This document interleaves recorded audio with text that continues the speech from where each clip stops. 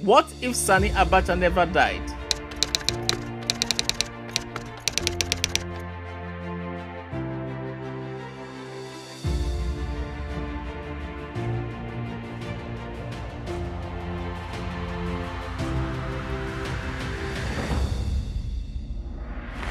General Sani Abacha was head of state in Nigeria from November 1993 to his demise in June 1998. His regime is arguably described as the worst in the country. It is said that when he died, Nigerians cutting across religions and ethnicities took to the streets to dance with joy and relief. But what if Abacha never died?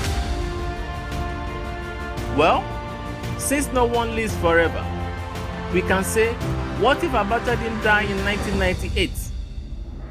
What if he lived till, let's say, 2010? This is what we believe could have been of Nigeria.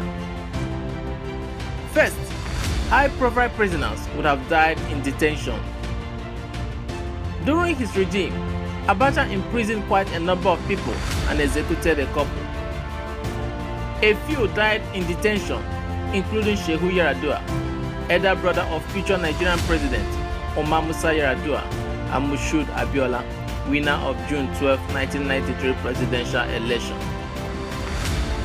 With the advance of social media, more and more Nigerians will be in prison without trial.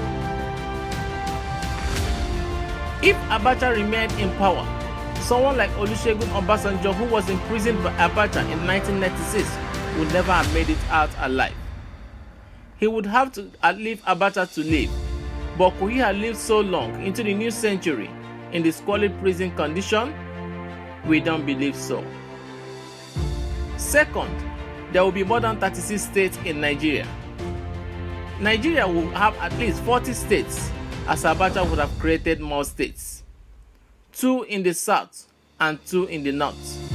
Your guess is as good as ours. The southeast will have 6 states today. Third, Nigeria will be in a worse economic situation.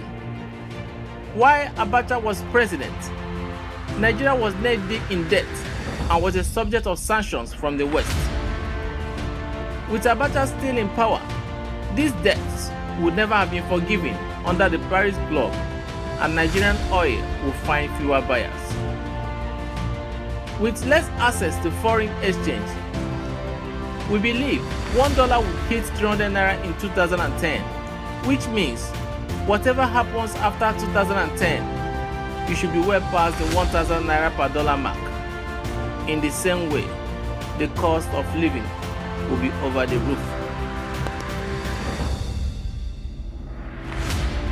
Fourth, Nigerian communications will be limited. Of course, GSM will still come into Nigeria, but private networks will be reluctant to come into a toxic environment headed by Abacha, and those who risk will be heavily regulated. In fact, Nitel will be the principal service provider, and you can imagine how efficient they would be.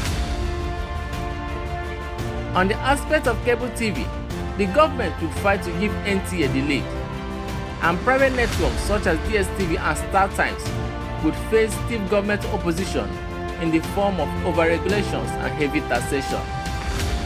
Of course, there will still be Nigerians with cable TV in their homes, but they will be the super rich. Fifth, Nigeria will be less developed. Bad as they may be, civilian leaders in Nigeria from Obasanjo to Jonathan did their best in developing Nigeria. Adding the more than 100 civilian governors across the states since 1999, and you will see that while Nigeria is not yet Singapore, it would have been competing with the likes of Zimbabwe under Abacha's continuous rule.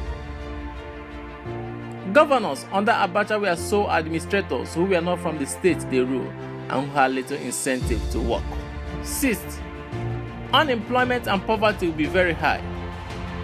With the private organizations struggling to operate in Nigeria, and with sanctions limiting the growth of enterprises, Nigerian private sector will be employing fewer people and self-finance businesses will be very few.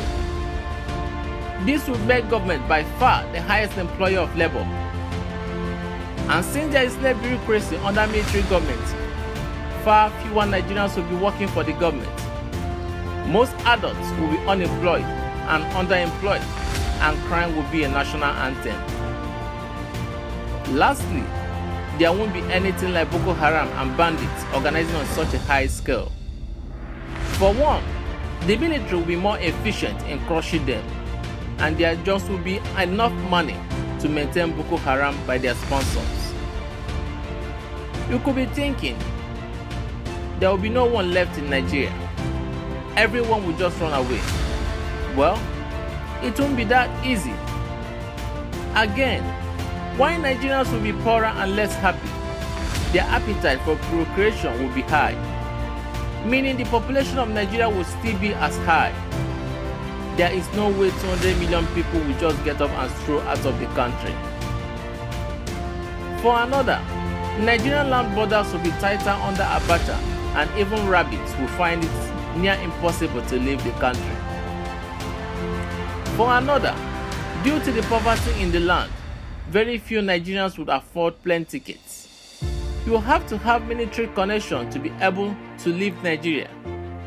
Again, the heavy sanctions leveled upon Nigeria and the supercrime rate in the country would make Nigerians very unattractive for foreign visas. It's scary envisioning Nigeria under Abacha's continuous rule. Truth be told, we just don't see these things happening because no one that brutal would have lived so long. If they do not succumb to apples, they will fall to the latter bite of lemon, papaya, or banana.